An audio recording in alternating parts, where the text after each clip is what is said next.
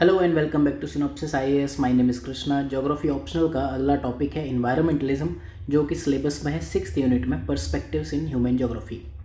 इस टॉपिक से आज तक 2 क्वेश्चंस पूछे हैं। एक पूछा है न्यू एनवायरमेंटलिज्म पर, आप शॉर्ट नोट लिख दो, 2002 में 20 मार्क्स में पूछा था।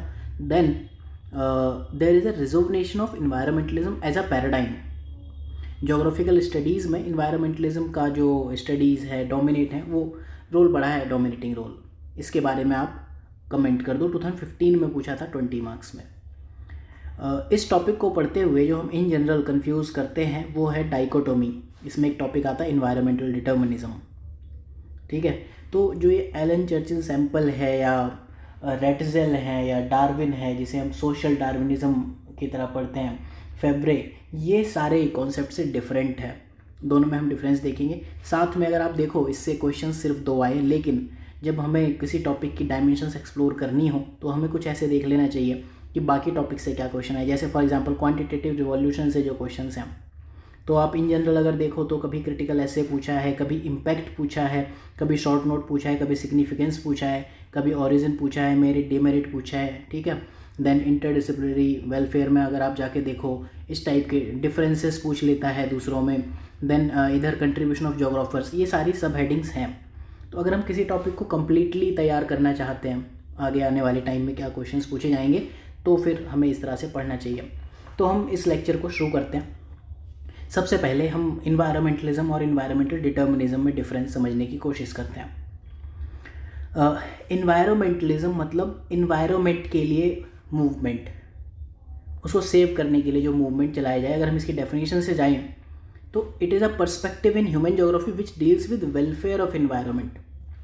राइट, हमारे सिलेबस में वेलफेयरिज्म भी एक टॉपिक है जो कि वेलफेयर ऑफ ह्यूमन बीइंग से बात करता है। इन्वायरमेंटलिज्म है वो वेलफेयर ऑफ इन्वायरमेंट से डील करता है। बेसिकली ये एक ऐसे मूवमेंट्स का सेट है जो चाहे सोशल लेवल पे हो या पॉलिटिकल लेवल पे हो या एथिकल लेवल पे हो, आइडियोलॉजिकल लेवल पे, किसी भी लेवल पे हो, वो मूवमेंट जब आपके पॉलिसी मेकिंग को, इकोनॉमिक्स को इन्फ्लुएंस करने लगते हैं, उसे इन्वायरमेंटलिज्म कहते हैं। जो आज के टाइम में हम पढ़ते हैं, चाहे वो पेरिस डील हो या T+1.5, जो भी हम जीएस में पढ़ रहे हैं, वो बेसिकली इन्वायरमेंटलिज्म है। इसके कई मेथड हो सकते हैं, लॉबिंग हो सकती है, एक्टिविज्म, एजुकेशन। आप आजकल देख ही रहे हो जीएस में इन्वायरमेंट को लेकर कितना ज़्यादा जोर है। ठीक है, और एज अ मूवमेंट ये स्टार्ट हुआ था 60s और 70s में। हालांकि ये बहुत शुरुआत से है, एंशिएंट रिलीजन के टाइम से है। चाहे आप जो ओल्ड लैंड्स ऑफ एशिया की जो लैंड्स देखो, वहाँ पर हमेशा रिलीजन को नेचर के साथ जोड़ के देखा जाता है। जो उनके देवी देवता हैं उनको हमेशा ट्री गॉड, एनिमल गॉड, इस तरह से दिखाया जाता है। इश्यूज तब से शुरू हुए जब यूरोपियन इम्पीरियलिज्म आया, यूरोपियन थिंकिंग आई। उससे पहले माना जाता था कि man is part of nature, man nature का वैसे ही पार्ट है जैसे कि बाकी प्लांट या एनिमल किंगडम के लोग हैं। ठीक है, लेकिन जैसे ही यूरोपियन कल्चरल रील्म, ये आप टर्म यूज़ कर सकते हो, यूरोपियन कल्चरल रील्म, जैसे ही ये डोमिनेट करना शुरू करती है आपके लिटरेचर पर एंड ग्लोबली, वहाँ से चीज़ें चेंज होती हैं। इन्होंने कहा इन्वायरमेंट ठीक है बट मैन के लिए है, जो कुछ है मैन के लिए। वहाँ से इन्वायरमेंट का डिग्रेडेशन शुरू हुआ, वहाँ से सारी इन्वायरमेंटलिज्म की डिबेट आई। तो अब जो इन्वायरमेंटलिज्म और डिटर्मिनिज्म है, बुक्स में ये चीज़ें गलत दी हुई है। इनफैक्ट माजिद हुसैन सर की जो बुक है बहुत अच्छी बुक है, बस उसमें एक ही जो गलती है मुझे मिली, हो सकता है नए एडिशंस में उन्होंने ठीक कर दी हो, वो इन्वायरमेंटलिज्म और इन्वायरमेंटल डिटर्मिनिज्म को डिफ्रेंशिएट नहीं कर पाए। इन्वायरमेंटलिज्म एक मूवमेंट है जो इन्वायरमेंट को सेव करेगा, और इन्वायरमेंटल डिटर्मिनिज्म एक पर्सपेक्टिव है ज्योग्राफी में जो ये कहता है नेचर इज सुप्रीम, नेचर जो डिसाइड करेगा वही होगा। राइट, जो कि हम देखते हैं रेटजेल या एलन चर्चिल सैंपल की स्टडीज़ में। राइट, जो नेचर है वही बताएगा। फॉर एग्जांपल, अगर नेचर ये कहता है कि डेजर्ट में खेती करना टफ़ है, तो फिर वो टफ़ है, वहाँ पर आप कितनी भी कोशिश कर लो, वहाँ आप इजीली खेती कर नहीं पाओगे। ठीक है, आपको फर्टिलाइज़र कॉस्ट बढ़ेगी, बहुत सारी कॉस्ट बढ़ जाएंगी। तो ये चीज़ आपको ध्यान रखनी पड़ेगी। इसके जो थिंकर्स हैं वो एलन चर्चिल सैंपल हैं, रेटजेल हैं, यहाँ पर टी.ओ. रियॉर्डन, बेसिकली ये सबसे बड़ा नाम है ज्योग्राफी में, बुक्स में इन जनरली मिसिंग है। तो होपफुली आपको ये समझ में आया। इन्वायरमेंट को सेव करने की 2 अप्रोचेस हैं, उनको हम डुअलिस्टिक अप्रोच कहते हैं। पहली अप्रोच ये है जो एंथ्रोपोसेंट्रिक है या ह्यूमन सेंट्रिक है, राइट। इसमें शैलो इकोलॉजी की बात होती है, जहाँ आप ह्यूमन पॉइंट ऑफ व्यू से बात करते हो, एक शैलो लेवल पे बात करते हो, टेक्नोसेंट्रिक भी कहते हैं इसको। और दूसरी जो अप्रोच है जो बायोसेंट्रिक या ओवरऑल लाइफ सेंटर्ड, मतलब एक है मैन सेंटर्ड अप्रोच, दूसरी है आपकी environment centred approach, life centred, life में मैन भी एक पार्ट है, या बायोसेंट्रिक कहते हैं, उसे हम डीप इकोलॉजी भी कहते हैं, उसे हम इकोसेंट्रिसिज्म भी कहते हैं। तो ये टर्म आपको याद रखनी पड़ेगी, anthropocentric, human centric, then shallow ecology and then technocentrism, ये सब रिलेटेड टर्म्स हैं। एंड जो दूसरी अप्रोचेज हैं, दूसरी ग्रुप ऑफ अप्रोच, वो बायो सेंटर्ड है या लाइफ सेंटर्ड, ग्लोबली सबकी लाइफ, एनिमल लाइफ भी देखोगे, एनिमल एंड प्लांट किंगडम दोनों की आप लाइफ देखोगे, इसे हम डीप इकोलॉजी कहते हैं, इसे इकोसेंट्रिसिज्म भी कहेंगे। तो ये डुअलिस्टिक अप्रोचेस हैं, इनमें डिफरेंस समझते हैं पहले। तो जो पहली अप्रोच है एंथ्रोपोसेंट्रिक, वो हमेशा आप देखो, वो याद आप ऐसे रखोगे, मैन के पर्सपेक्टिव में बात करता है। इन्वायरमेंट का वेलफेयर डेफिनेटली नेसेसरी है। इन्वायरमेंटलिज्म का मतलब क्या है? मूवमेंट टू सेव इन्वायरमेंट, चाहे वो एंथ्रोपोसेंट्रिक अप्रोच हो, आदमी के पर्सपेक्टिव से हो, चाहे वो बायोसेंट्रिक, इन्वायरमेंट या नेचर या ओवरऑल हो। इन्वायरमेंट तो सेव करना है, लेकिन क्यों करना है? क्योंकि इन्वायरमेंट एक कमोडिटी है मैन के लिए, वेलफेयर ऑफ इन्वायरमेंट ज़रूरी है क्योंकि आदमी के लिए एक कमोडिटी ज़रूरी है। इन्वायरमेंटल डिग्रेडेशन से लॉस तो होते हैं, लेकिन क्यों होते? क्योंकि इंटरेस्ट ऑफ मैन वो नेगेटिवली अफेक्ट होते हैं। इस वजह से आपको इन्वायरमेंटल डिग्रेडेशन रोकना है। ह्यूमन की हेल्थ ख़राब होती है, रिक्रिएशन, हमारी जो एंटरटेनमेंट एक्टिविटीज़ हैं वो नहीं हो पाती, क्वालिटी ऑफ लाइफ डिग्रेड होती है। और जो नॉन ह्यूमन नेचर है, बाकी हमें छोड़ के plant kingdom, animal kingdom and nature जो भी और कुछ है, उसकी हमारे लिए सिर्फ और सिर्फ इंस्ट्रूमेंटल वैल्यू है। जैसे फॉर एग्जांपल जू है, वो बस एंटरटेनमेंट के लिए है, उसमें लोग बचे हैं वो ठीक है, वो सॉरी जानवर बचे हैं वो ठीक है, बट जू इज़ फॉर एंटरटेनमेंट। ये एंथ्रोपोसेंट्रिक है, ह्यूमन सेंटर्ड अप्रोच। क्यों? इन्वायरमेंट सेव करना। ये नहीं कहता कि इन्वायरमेंट का डिग्रेडेशन करो, इसका मतलब भी यही है, सेव द इन्वायरमेंट। हमने स्टार्टिंग में डेफिनेशन में ये पढ़ा है कि इन्वायरमेंट मूवमेंट है, प्रोटेक्ट द नेचर, इस चीज़ के लिए, या वेलफेयर ऑफ इन्वायरमेंट के लिए इन्वायरमेंटलिज्म एक मूवमेंट है। तो जो पहली अप्रोच है वो ये कहती है इन्वायरमेंट को सेव करो, लेकिन आदमी के लिए, क्योंकि ये कम्युनिटी फॉर मैन है, इंटरेस्ट ऑफ मैन इसमें जुड़े हुए हैं, और जो बाकी नॉन ह्यूमन इन्वायरमेंट है उसकी इंसान के लिए बस इंस्ट्रूमेंटल वैल्यू है। ये अप्रोच ये कहती है कि अगर आप रिसोर्सेज को एक्सप्लॉइट नहीं करोगे तो वेस्ट है।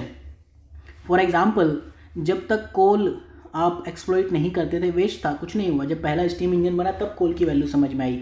जब आपको थोरियम यूरेनियम के ऊपर यूज़ करना आ जाएगा तो जो थोरियम हमारे पास वेस्ट टाइप रिजर्व पड़ा हुआ है उसको हम यूज़ कर पाएंगे। उसके लिए हालांकि हमें 3 स्टेज जो रिएक्टर है उसकी नीड ज़रूर पड़ेगी, वो आज है नहीं। Resources are not they become, ये जिमरमैन कहते हैं। तो एंथ्रोपोसेंट्रिक अप्रोच ये कहती है अगर आप रिसोर्सेज यूज़ ही नहीं कर पा रहे तो वेस्ट है, उनको आप क्या कर लोगे, वो आप एक्सप्लॉइट ही नहीं कर पा रहे हो। तो मैन का ऑब्लिगेशन है इन्वायरमेंट को सेव करने के लिए, बट इनडायरेक्ट है। इसको अगर आप ये देखो तो गॉड या नेचर, उसके बाद मैन आता है, उसके बाद इन्वायरमेंट आता है या नेचर आता है। इस तरह से सबसे बड़ा, गॉड ने आदमी को बनाया, आदमी ने इन्वायरमेंट को बनाया, ये है, ठीक है। गॉड मैन नेचर, ये मैनिपुलेटिव पॉइंट ऑफ व्यू कहलाता है। इंसान ने अपने हिसाब से मैनिपुलेट कर लिया। तो ये इसके क्रिटिसिज्म क्या है? ह्यूमन सेंट्रिक है। सच में तो मैन सुप्रीम नहीं है, he just a part of nature. और कोविड-19 के केस में हम ये देख भी चुके हैं, ह्यूमन किस तरह से हेल्पलेस था नेचर के सामने, इन्वायरमेंट के सामने। क्यों? क्योंकि हमने गॉड के बाद जो नेचर आनी थी वो हमने रिप्लेस करके मैन को पहले ले आए। तो इसका जो क्रिटिसिज्म है एंथ्रोसेंट्रिक या एंथ्रोपोसेंट्रिक अप्रोच का, पहला है कि ये ह्यूमन सेंट्रिक है, दूसरी चीज़ ये टेक्नोसेंट्रिक है, radical point of view, interventionist point of view या मैनिपुलेटिव है, ये वाली बात है। टेक्निकल अप्रोचेज आपको लेनी है, टेक्निकल सॉल्यूशंस आपको लेकर चलने हैं। बेसिकली शैलो इकोलॉजी की बात करता है, डेप्थ में बात नहीं करता इकोलॉजी को सेव करने के लिए। इकोलॉजी को सेव करना है लेकिन सिर्फ मैन के पॉइंट ऑफ व्यू से। तो ये चीज़ें डेफिनेटली सस्टेनेबल नहीं है। रिसोर्स एक्सप्लॉयटेशन इंक्रीज़ हुआ, ठीक है। अभी हम आगे देखेंगे कुछ case studies like California gold rush और ये सारी चीज़ें। एंड ये शॉर्ट टर्म गोल्स के लिए ही जाता है। मैनिपुलेटिव पॉइंट ऑफ व्यू है। ये जो हमने प्रीवियस ईयर क्वेश्चंस अभी देखे थे टॉपिक से क्या आए हैं, ये आप अगर डाउनलोड करना चाहो तो सिनॉप्सिस की वेबसाइट में फ्री रिसोर्सेज में आपको ये मिल जाएंगे। फ्री रिसोर्सेज में जब आप जाओगे तो यहाँ आप देख लेना, यहाँ पर हम कुछ बुक समरीज भी आपको अवेलेबल करा रहे हैं, प्लस यहाँ पर प्रीवियस ईयर क्वेश्चंस यहाँ से आप डाउनलोड कर सकते हो। एंड फ्री कंटेंट भी इसमें हम काफ़ी सारा आपको प्रोवाइड करा रहे हैं, पेड कोर्स भी है, आप यहाँ से विज़िट कर सकते हो, ऑप्शनल क्लासरूम ज्योग्राफी ऑप्शनल। ठीक है, तो बहुत अच्छा कोर्स है। अगर आप बहुत डिसेंट अमाउंट अगर आप अफोर्ड करना चाहो then you can go for this course. Anyways lecture पर वापस आते हैं। हमने एक पार्ट समझा एंथ्रोपोसेंट्रिक अप्रोच, डुअलिस्टिक अप्रोच में दूसरी अप्रोच पर चलते हैं जो है बायोसेंट्रिक अप्रोच। ये नेचर को बड़ा कहता है मैन से। पहली अप्रोच कहती थी मैन के लिए नेचर इंपॉर्टेंट है इसलिए उसे सेव करो। ये अप्रोच ये कहती है नेचर की अपनी खुद की एक इंट्रिंसिक मोरल वर्थ है। नेचर को किसी इंसान की ज़रूरत नहीं है कि अगर यूज़फुल है कोई ह्यूमन बीइंग के लिए तो ही हम उसे सेव करेंगे। फॉर एग्ज़ाम्पल जो नॉन ह्यूमन नेचर है उसकी उतनी ही वैल्यू है जितनी ह्यूमन नेचर की है। जू हमारे लिए थ्रेटेंड स्पीसीज़ के कंजर्वेशन के लिए है। एंटरटेनमेंट हो जाए तो ठीक है, आप बगल में जाके शेर को देख के आप एंटरटेन हो लो, खुश हो लो, दैट इज़ फाइन, लेकिन उसका मेन पर्पज़ ये है कि आपको शेर, चीता, बिल्ली इनको बचाना है। नेचर की अपनी खुद की इंट्रिंसिक वर्थ है, ये आप मत भूल जाओ। ये यूज़फुल हो चाहे ह्यूमन बीइंग के लिए चाहे ना हो, नेचर अपनी जगह है। और नेचर ये विद टाइम टू टाइम दिखाती रहती है, चाहे वो केदारनाथ का जो इंसिडेंट हो, सुनामीज़ हो, या फिर ये साइक्लोन्स आते हैं, वहाँ आप देखो फ्लड, डिजास्टर, कोविड-19 पैंडमिक, तो हमेशा नेचर इस चीज़ को रियलाइज़ कराती रहती है। देन बायोसेंट्रिक अप्रोच क्या कहती है, सस्टेनेबल एक्सप्लॉयटेशन करो, रिसोर्सेज आप एक्सप्लॉयट करो, दैट इज़ फाइन, लेकिन उतने ही करो जितने रिक्वायर्ड है। वेस्ट मैनेजमेंट करो, रीयूज़ करो, ठीक है, क्योंकि अर्थ की एबिलिटी लिमिटेड है। आपके डेट्रेटस, आपकी जो गंदगी है उसको बहुत ज़्यादा एब्जॉर्ब नहीं कर सकती। एक लेवल पे अर्थ का जो होम्योस्टेसिस मैकेनिज्म है, होम्योस्टेसिस मतलब होता है होम्योस्टेसिस। होम्योस्टेसिस मैकेनिज्म क्या होता है, सपोज़ आप इस कंडीशन में हो, टी टेम्परेचर है, 2 डिग्री सेंटीग्रेड टेम्परेचर बढ़ गया दिन में, तो रात में वापस से क्या वो टी पे आ पाता है, इक्विलिब्रियम प्रीवियस स्टेज पे जा सकता है। मतलब सिंपल टर्म में अगर देखो, ये रस्सी है, सॉरी रबड़ है, आपने इसको खींचा तो ये हो गई, लेंथ बढ़ गई, छोड़ दिया आपने तो वापस ये इनिशियल स्टेज पर आ सकती है, तो दैट इज़ होम्योस्टेसिस। नहीं आ पाई या टूट गई तो वो अर्थ की उस कैपेसिटी के बाहर चली गई। ठीक है, तो ये अप्रोच यही कहते हैं human is just an element of natural environment and not the nature itself.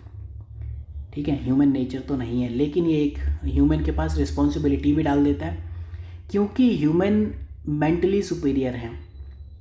अब हम कुत्ते, बिल्ली, गधे, घोड़ों, खच्चरों से तो ये नहीं कह सकते ना कि हमारा एनवायरनमेंट सेव करो, लेकिन हमें पता है कि एनवायरनमेंट का डिग्रेडेशन कैसे हो रहा है, टेम्परेचर राइज आप कैसे रोक सकते हो, हम किस तरह से टेक्नोलॉजिकल सॉल्यूशंस ला सकते हैं। क्योंकि हम मेंटली सुपीरियर हैं तो हमारे ऊपर मोरल ऑब्लिगेशन भी ज़्यादा है नेचर और इन्वायरमेंट को प्रोटेक्ट करने का, ये हमें ध्यान रखना है। इसकी मेरिट क्या है, लाइफ सेंटर्ड अप्रोच है, पूरा man plus animal plus plant plus soil everything सबको लेके चलता है। यही कॉन्सेप्ट डीप इकोलॉजी का है।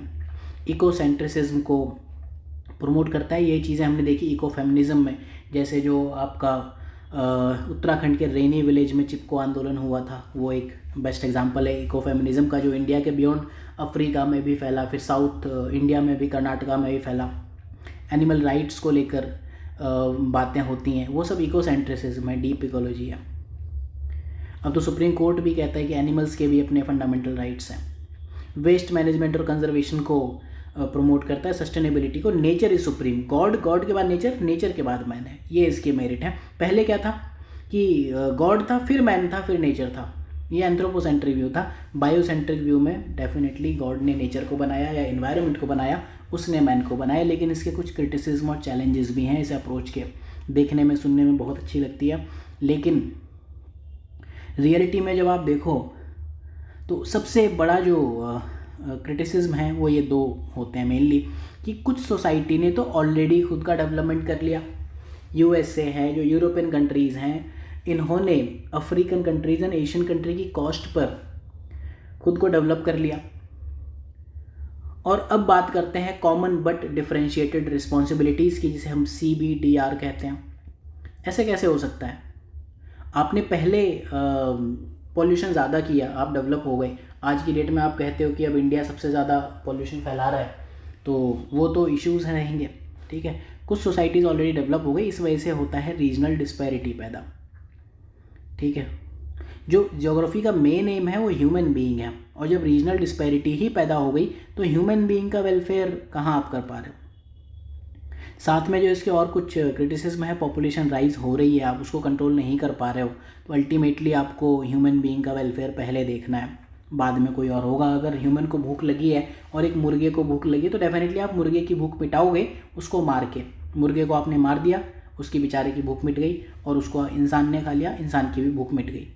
तो इंसान को आपको देखना ही पड़ेगा। और साथ में ये सब जो टेक्निकल अप्रोच हैं, कॉस्टली हैं, प्रैक्टिकली डिफ़िकल्ट हैं। फॉर एग्जांपल, अगर आपको टेम्परेचर राइज रोकना है, किसी ने कहा कि अर्थ के ऊपर हम प्लेट लगा देंगे, रिफ्लेक्टिव प्लेट, कि अर्थ तक सन का रेज ही ना आए, लेकिन आप इमेजिन कर सकते हो कि अर्थ के ऊपर ऐसी कितनी प्लेट लगानी पड़ेगी, उनकी कॉस्ट कितनी आएगी। तो ये कॉस्टली है, प्रैक्टिकली डिफ़िकल्ट है, और इसके लिए ग्लोबल कोऑपरेशन भी चाहिए। दुनिया जो कि रियलिज्म पे चलती है, रियलिज्म को अगर आप एक लाइन में समझना चाहो तो जिसकी लाठी उसकी भैंस, पावर ड्रिवन वर्ल्ड, कभी USA कभी चाइना, जहाँ पर रियलिज्म चलता है वहाँ पर ये ग्लोबल कोऑपरेशन एक आइडियोलॉजिकल अप्रोच से ज़्यादा कुछ नहीं है।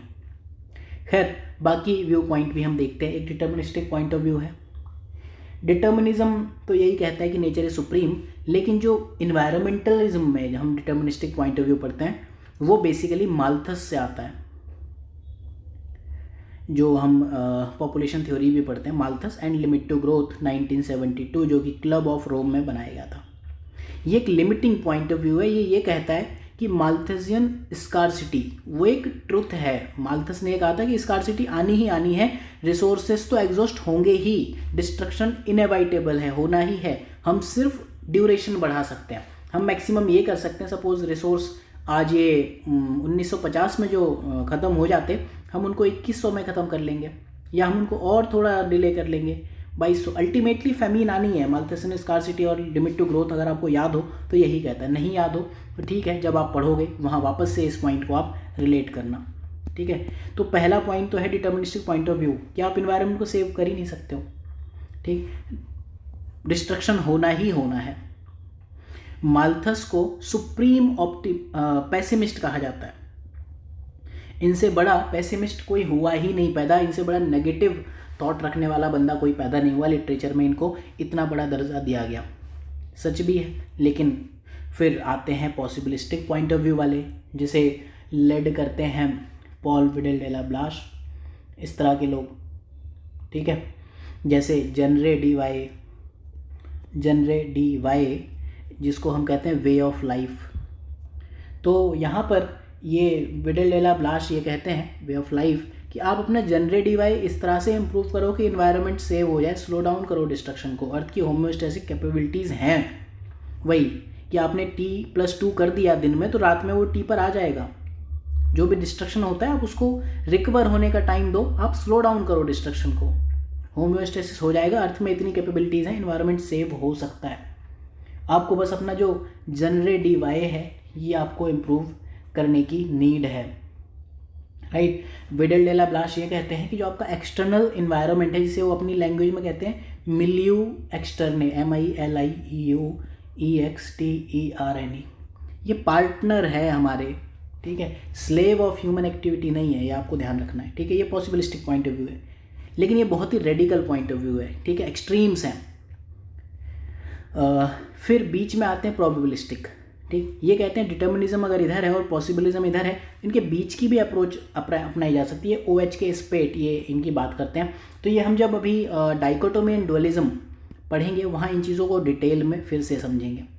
कंटेंट आपको इससे अच्छा आई डोंट थिंक कोई दे पाएगा।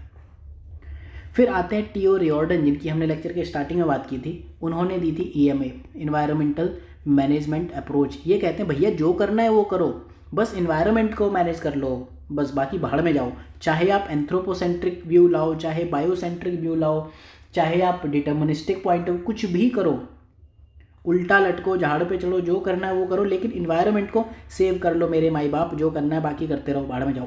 तो ये है टीओ रिओर्डन की point of view, environmental management approach. At any cost you have to save the environment basically. फिर है नियो एनवायरमेंटलिज्म, जो कि ये क्वेश्चन आया है, आप देखो डायरेक्टली क्वेश्चन है। अब जब नियो एनवायरमेंटलिज्म पूछा है तो आप देखोगे नियो डिटर्मिनिज्म भी पूछा है, ठीक है।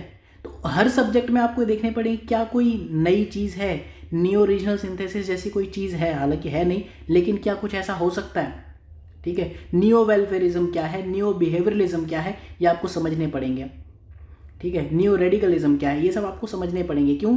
क्योंकि इन्वायरमेंटलिज्म और दूसरा जो डिटर्मिनिज्म है उसमें नियो के साथ नियो अप्रोच पूछ लिए। तो आपको ये ध्यान रखना पड़ेगा, एक टॉपिक से अगर कोई क्वेश्चन पूछ रहा है दूसरे टॉपिक से भी सिमिलर क्वेश्चंस पूछ सकता है। तो नियो एनवायरमेंटलिज्म ये कहता है कि यहाँ समझते हैं बेसिकली क्या है। न्यू एनवायरमेंटलिज्म ये कहता है कि न्यू टेक्नोलॉजी है, कैपिटलिज्म है, वेस्टर्न स्टाइल डेवलपमेंट है, ये चीज़ें सॉल्यूशन देंगी, प्रॉब्लम्स नहीं है। आपके पास बस मनी और पावर होनी चाहिए, आप सब कुछ कर लोगे, एनवायरनमेंट सेव कर लोगे, राइट। ये बेसिकली क्या करता है, जो पुरानी ये ऑर्थोडॉक्सी है कि एनवायरनमेंट सेव नहीं हो सकता, ठीक है। किसी ने कहा कि मैन के लिए सेव करो, किसी ने कहा ये करो वो करो, चैलेंजेस आएंगे, कॉस्टली होगा, सब चीज़ों के अगेंस्ट जाके ये बात करता है। ये कहता है बस पैसा ले आओ और पावर ले आओ, सब कुछ कर लोगे। Post modern view of environmental dilemma है ये, ठीक है। प्रोग्रेसिव है, इकोनॉमिक फ्रेंडली है, इन्वायरमेंटल फ्रेंडली है, सब कुछ है, ठीक है। ये कहता है कि आप जो न्यू टेक्नोलॉजी बनाते हो, कैपिटलिज्म है, उससे एनवायरनमेंट डिग्रेड नहीं हो रहा है, सॉल्यूशंस मिल रहे हैं। फ्यूचर जो है वो न्यू टेक्नोलॉजी में है डेफिनेटली, चाहे आप बायोटेक की बात करो, चाहे नैनोटेक की बात करो, nuclear science, geo engineering. For example vehicle आ गए ना, सोलर एनर्जी हम यूज़ करने लगे, भैया कोल एग्जॉस्ट हुआ तो हमने अल्टीमेटली सॉल्यूशंस ढूंढे, ठीक है। तो ये new variant of old Wellsian techno optimism है। एच जी वेल्स थे उनके नाम पर, ये कीवर्ड है Wellsian techno optimism. H G Wells ने ये कहा था कि टेक्नोलॉजी आप ले आओ, आप कुछ भी कर सकते हो, उसे ये कीवर्ड इनफैक्ट जीएस में भी यूज़ कर सकते हो। तो ये बेसिकली न्यू एनवायरनमेंट है। इसकी मेरिट्स क्या है, ये जो डाइकोटोमी है, दोनों में झगड़ा है, एंथ्रो और बायोसेंट्रिक अप्रोच, खत्म करता है। कहता कुछ नहीं, कोई दिक्कत नहीं, आप बस पैसा ले आओ, टेक्नोलॉजी ले आओ, हम सब कर देंगे। साइंस सॉल्यूशन है, कोई प्रॉब्लम नहीं है। फॉर एग्जांपल ई स्टडी आने लगी ना, तो इसकी वजह से प्लांट पे लोड कम हो गया, आप दूसरे वे में पढ़ सकते हो, मैं भी आपको पढ़ा ही रहा हूँ ना ये। तो ये क्या है, राइट। एडेप्टेशन बढ़ाता है, मिटिगेशन नहीं। एडेप्टेशन और मिटिगेशन की आपको आइडिया होगा। मिटिगेशन मतलब नेगेटिव इफेक्ट को ख़त्म कर देना, एडेप्टेशन मतलब उसके साथ एडेप्ट कर ले जाओ, आप जो हो रहा है उसके साथ ही आप एडेप्ट करो, दुनिया के साथ साथ चलो। ऑप्टिमिस्टिक पॉइंट ऑफ व्यू है। और ये क्या कहता है, ह्यूमनिज्म को सेंट्रल एजेंसी देता है, मैन को एक डेफिनेटिव रोल देता है, कहता है भैया आपको तो करना ही पड़ेगा, man must act as gods to save the planet. Stewart Brand ने कहा था, मतलब आदमियों को देवताओं की तरह काम करना पड़ेगा, तभी आप प्लेनेट सेव करोगे, लेकिन कर ले जाओगे, ये कहता है टेक्नोलॉजी, ठीक। ये चीज़ याद रखना। तो ये न्यू एनवायरमेंटलिज्म है, man must act as gods to save the planet. जो पहले की डाइकोटोमी थी उसमें गॉड ऊपर था, एक ने कहा नेचर बड़ा है मैन छोटा है, दूसरे ने कहा कि मैन बड़ा है नेचर छोटा है। इन्होंने कहा कि मैन को गॉड की जगह रख दो, नेचर अपने आप सेव हो जाएगा। तो बस ये है न्यू एनवायरमेंटलिज्म। थोड़ा सा हिस्टोरिकल पर्सपेक्टिव देख लेते हैं, अगर कभी क्वेश्चन पूछ ले आगे तो ये एक प्रोबेबल क्वेश्चन है, अभी तक पूछा नहीं है, आने वाले टाइम में। अगर आप पर्सपेक्टिव की बात करो तो एंशियंट रिलीजन से चला आ रहा है, चाहे वो ग्रीक रिलीजन हो या इंडियन रिलीजन हो, कोई से रिलीजन हो, सब में इन्वायरमेंट को सेव करने की बात की गई। ट्राइबल कल्चर्स हैं, शमानिज्म, शमा या एनिमिज्म, जहाँ पर जो आत्माएं हैं उनकी पूजा की जाए, शमा मतलब भूत आत्मा। अल्ट्रुइस्टिक कम्युनिज्म ये कहता है कि जो कुछ है कम्युनिटी का है, कम्युनिटी ओनरशिप है। अगर एक बंदे ने कमा लिया तो बाकियों के साथ आपको अल्ट्रुइस्टिक बिहेवियर करना पड़ेगा, तो वहाँ से चला आ रहा है ट्राइबल कल्चर से। हमेशा इन्वायरमेंट को हमेशा लोगों ने सुप्रीम माना। यूरोप में अगर इसका देखें, जो रियल में रिवॉल्यूशन स्टार्ट हुआ, इंडस्ट्रियल रिवॉल्यूशन की जब नेगेटिविटीज़ आ गई थी, उसके बाद एल्कली एक्ट ऑफ ब्रिटेन बनाए गए 1860s में। ये सबसे पहला आपको ग्लोबल लेवल पर डेवलपमेंट दिखता है एनवायरमेंटलिज्म के लिए। एल्कली एक्ट ऑफ ब्रिटेन ने जो इंडस्ट्रियल रिवॉल्यूशन की नेगेटिविटीज़ थी उसको कंट्रोल करने की कोशिश की, 1860s में था। फिर अर्ली 20th सेंचुरी में एक मूवमेंट चला था यूरोप में, काफ़ी पॉपुलर हुआ था, बैक टू नेचर मूवमेंट। यहाँ पर romantic ideas of modern environmentalism plus extreme radical views, मतलब जो ये पूरा रोमांटिसिज्म चल रहा था ना, इन्वायरमेंट को ऐसे सेव करो, वैसे सेव करो, टेक्नोलॉजी लाओ, पैसा लाओ, फलाना ढिमका, उन सब को लेकर आए और एक्सट्रीम रेडिकल व्यूज़ थे। बैक टू नेचर, नेचर की तरफ जाओ, ठीक है। इसी बीच में पीटर क्रोपोटकिन थे, हम सॉइल्स में इनका क्लासिफिकेशन पढ़ते हैं, अगर आपने इनकी सॉइल्स अभी पढ़ ली हो तो ठीक है। तो इन्होंने कहा था कि जो साइबर ग्लेशियर मेल्ट हो रहे हैं वो इंडस्ट्रियल रिवॉल्यूशन के नेगेटिव पॉइंट ऑफ व्यू से हो रहे हैं। तो आईआर के नेगेटिव इम्पैक्ट फिर इन 2 चीज़ों, इनफैक्ट इन 3 चीज़ों के बाद काफ़ी ज़्यादा कंट्रोल होने शुरू हुए। चिमनीज़ में एग्जॉस्ट प्रॉपर मतलब डायरेक्टली नहीं एग्जॉस्ट कर देते थे, ट्रीटमेंट करके करते थे। फिर सर एवेंजर होवर्ड ने गार्डन सिटी मूवमेंट लाया अर्बन प्लानिंग के लिए। गार्डन सिटी मूवमेंट क्या होता है, मैं इसका आपको एक थोड़ा सा एक्सप्लेन करना चाहूँगा। सिटी, सपोज ये सिटी है, सिटी सेंटर, ये सिटी सेंटर है एंड ये रेडियस है। सपोज ये आपका करोल बाग हो गया, कनॉट प्लेस हो गया, ठीक है, राजीव चौक, और ये आपका नोएडा साइड हो गया, गुड़गांव साइड हो गया, इस तरह का, मतलब आउटर सिटी, ठीक है। तो बेसिकली होता क्या है कि सिटी के सेंटर में बिल्डिंग्स की डेंसिटी ज़्यादा होती है और हाइट भी मैक्सिमम होती है ऑन एन एवरेज, और साइड में छोटे छोटे होंगे, डेंसिटी भी कम होगी। इसकी वजह से आप देखो कि अर्बन हीट आइलैंड भी बनता है। क्यों? क्योंकि यहाँ जो रे गई वो यहीं टकरा के रह जाएगी, अल्टीमेटली ऊपर वापस जा ही नहीं पाएगी। यहाँ जो आएगी ये रिफ्लेक्ट होकर वापस चली जाएगी, यहाँ हीटिंग बढ़ेगी। साथ में यहाँ डेंसिटी ज़्यादा है, हाइट ज़्यादा है। तो एवेंजर होवर्ड ने गार्डन सिटी मूवमेंट चलाया था अर्बन प्लानिंग के लिए। इन्होंने कहा कि जो सिटी दिल्ली मुंबई आप क्या देख रहे हो, ऐसे एक्सपेंड हो रही है ना, एक के ऊपर एक के ऊपर एक। इन्होंने कहा ऐसे मत करो, ऐसे एक्सपेंड करो। जो ये खाली एरिया है ये वाला, इसको यूज़ करो, यहाँ पर डिस्टेंस पे घर बनाओ और हर घर के साथ एक गार्डन दो, दूरी रखो। गार्डन सिटी मूवमेंट ये हम अर्बन सेटलमेंट में पढ़ते हैं, ठीक है। तो एवेंजर होवर्ड ने ये सबसे पहले प्लान दिया था। इससे क्या होगा, जब बिल्डिंग ऊंची नहीं होंगी तो अर्बन जो हीटिंग होती है वो भी नहीं होगी। अर्बन हीट आइलैंड कैसे बनते हैं मैं आपको एग्जैक्टली बताऊँ। ये सपोज 2 बिल्डिंग है, यहाँ पर सन रेज आई, ठीक है, यहाँ आई, इस पर टकराई, अब यहाँ से यहाँ टकराएगी, यहाँ टकराएगी, यहाँ टकराएगी, यहाँ, अब वापस ये जा ही नहीं पा रही है, ठीक है, पूरा ऊपर जाते तो बहुत कम बचेगी। लेकिन अगर ये बिल्डिंग यहाँ होती, दूसरी बिल्डिंग यहाँ होती, तो यहाँ टकराएगी, यहाँ टकराएगी, वापस चली जाएगी, सॉरी यहाँ चली जाएगी, ठीक है। तो अर्बन हीट आइलैंड नहीं बनेगा, रिफ्लेक्ट होती रहेगी। तो गार्डन सिटी मूवमेंट में बेसिकली यही करना था। फिर यूएसए में आप देखो वर्ल्ड वॉर सेकेंड के बाद हुआ ये चीज़। फ्रैंकलिन इन्होंने वेस्ट मैनेजमेंट की अप्रोच शुरू की थी। आर कैरसन ने 1962 में एक बुक लिखी। इन्होंने कहा जो स्प्रिंग्स हैं वो साइलेंट हो रही हैं, ठीक है, साइलेंट स्प्रिंग मूवमेंट इन्होंने उसका नाम दिया। इसमें इन्होंने डीडीटी के नेगेटिव इम्पैक्ट की बात की, जो हम जीएस में पढ़ते हैं एनवायरनमेंट को लेकर, कि डीडीटी खाकर जो बायो एक्यूमुलेशन वो वाली कहानी है, वो यहीं से स्टार्ट हुई थी।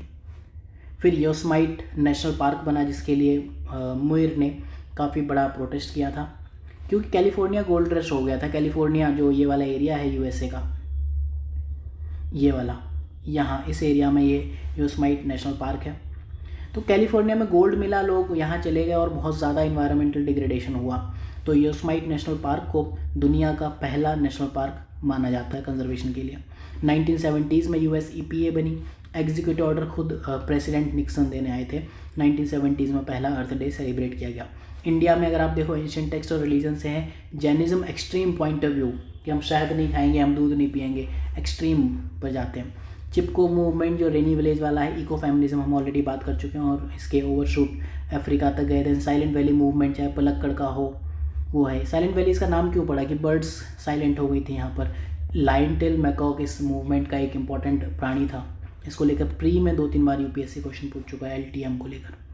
फिर आपको और दिखते हैं NBA नर्मदा बचाओ आंदोलन हुआ, जो मेधा पाटकर और बाबा आमटे, इन्होंने क्या कहा कि जो नर्मदा का जो डैम था उसकी हाइट बढ़ा रहे तो विलेजेस सबमर्ज हो जा रहे हैं। देन गंधमार्दन मूवमेंट था जो बॉक्साइट माइनिंग को लेकर चला। उसमें क्या था, एंडेमिक मेडिसिनल प्लांट जो वहीं मिलते हैं वही आपके चले जा रहे थे। उड़ीसा वाला मूवमेंट काफ़ी पॉपुलर हुआ था।